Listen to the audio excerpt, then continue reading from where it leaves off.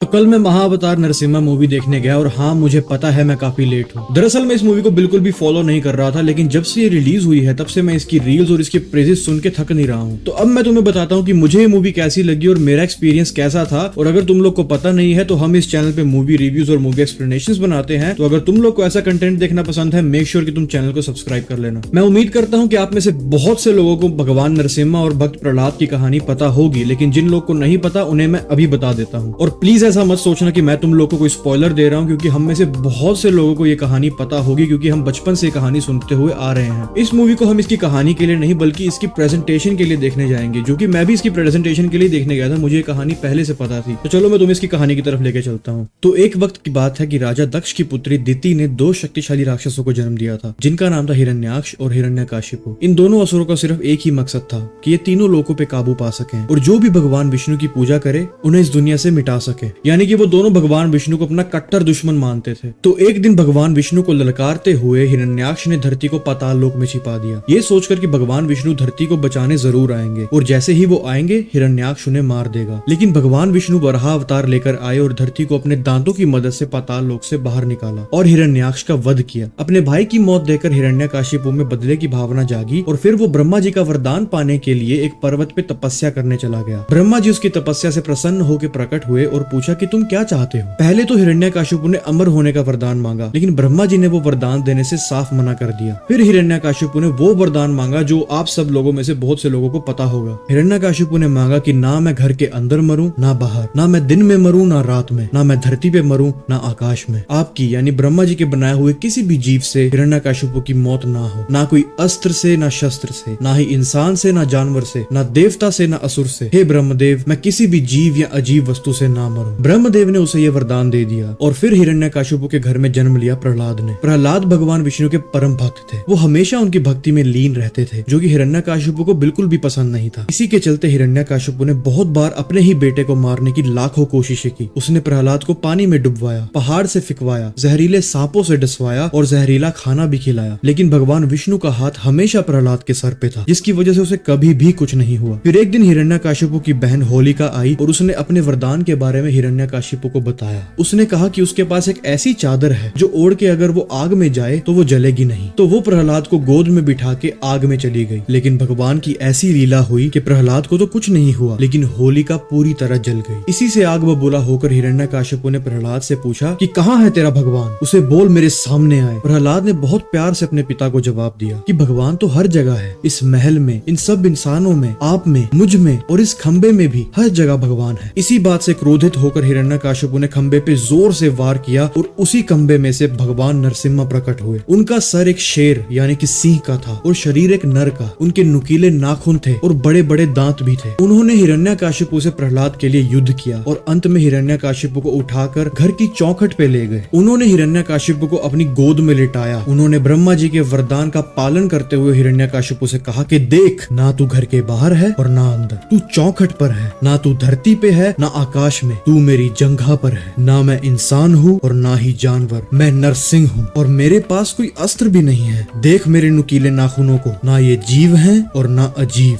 ये बोल के भगवान नरसिम्हा ने हिरण्यकाशिपु की छाती चीर दी और उसका वध किया। लेकिन इसके बाद भी उनका क्रोध शांत नहीं हो रहा था। तो नारद मुनि जी सभी देवताओं के पास गए, लेकिन भगवान विष्णु का क्रोध देखकर उनमें से कोई भी उनके सामने आने को तैयार नहीं था। वो माता लक्ष्मी के पास भी गए, लेकिन वो भी उनका उग्र रूप देखकर डरी हुई थी। फिर ब्रह्मा जी ने कहा कि अब इन्हें वही शांत कर सकता है जिनके लिए ये क्रोधित हुए हैं। तो ब्रह्मदेव प्रहलाद के पास गए और उन्होंने कहा कि जाओ अपने प्रभु को शांत करो। और फिर प्रहलाद ने भगवान नरसिम्हा को उनके चरणों में बैठ के शांत किया। भगवान ने प्रहलाद को अपनी गोद में बिठाया और खूब प्यार किया। फिर उन्होंने अपने असली रूप यानी भगवान विष्णु के रूप में प्रहलाद को दर्शन दिए और आशीर्वाद भी दिया। मैं लिटरली रो रहा था इस सीन को देखकर, जब भगवान विष्णु बड़ी स्क्रीन पे प्रहलाद को प्यार कर रहे थे और उन्होंने जब अपने असली रूप में उसको दर्शन दिए, मेरी आंखों में आंसू थे। मैं उम्मीद करता हूँ कि बाकी और भी ऑडियंस में बैठे लोगों की आंखों में आंसू जरूर होंगे। जिस किस्म का प्रेजेंटेशन इस मूवी के मेकर्स ने दिखाया है, ये फॉर श्योर ब्लॉकबस्टर होना डिजर्व करती है। एंड आई एम ग्लैड कि बहुत सारे भक्त इस मूवी को प्रमोट कर रहे हैं। मैं सीरियसली चाहता हूँ कि ये मूवी और लोगों तक पहुंचे और बहुत से पेरेंट्स और सब परिवार वाले मिलकर इस मूवी को देखने जाएं। लेकिन अगर आप सब लोग नहीं जा सकते और आप अपने बच्चों को भी नहीं लेके जा सकते अपने स्केड्यूल की वजह से, तो आप ये वीडियो भी अपने बच्चों को दिखा सकते हो, ताकि उन्हें भगवान नरसिम्हा और भगवान विष्णु के अवतार की कहानी पता हो। बात करें इसके एनिमेशन की तो तुम एक टाइम के बाद भूल जाओगे कि एक एनिमेटेड मूवी है। जैसा हम हॉलीवुड मूवीज में, डिज्नी मूवीज में देखते हैं ना कि प्रॉपर लिप सिंक के साथ सब कुछ एकदम अच्छे से प्रेजेंट किया हुआ है। मैं ऐसा नहीं कहूंगा कि बिल्कुल वैसा है, लेकिन उसके टक्कर का जरूर है। और मूवी के मेकर्स ने गोर भी बहुत ज्यादा दिखाया है, लाइक ब्लड वगैरह काफी दिखाया हुआ है मूवी के अंदर। फिल्म का बैकग्राउंड म्यूजिक बहुत ही जबरदस्त है। फिल्म के लास्ट के 15 मिनट जब भगवान नरसिम्हा युद्ध करते हैं, वो सीन देखकर और उसका बैकग्राउंड म्यूजिक सुनकर आपके रोंगटे खड़े हो जाएंगे। एट द एंड मैं यही कहना चाहूंगा कि it's a must watch movie है। जब तक आपके नजदीकी थिएटर्स में लगी है, मैं आपसे रिक्वेस्ट करूंगा कि आप अपने फैमिली और बच्चों को जरूर लेके जाओ इसे देखने। हम मिलेंगे किसी अगली वीडियो में, तब तक के लिए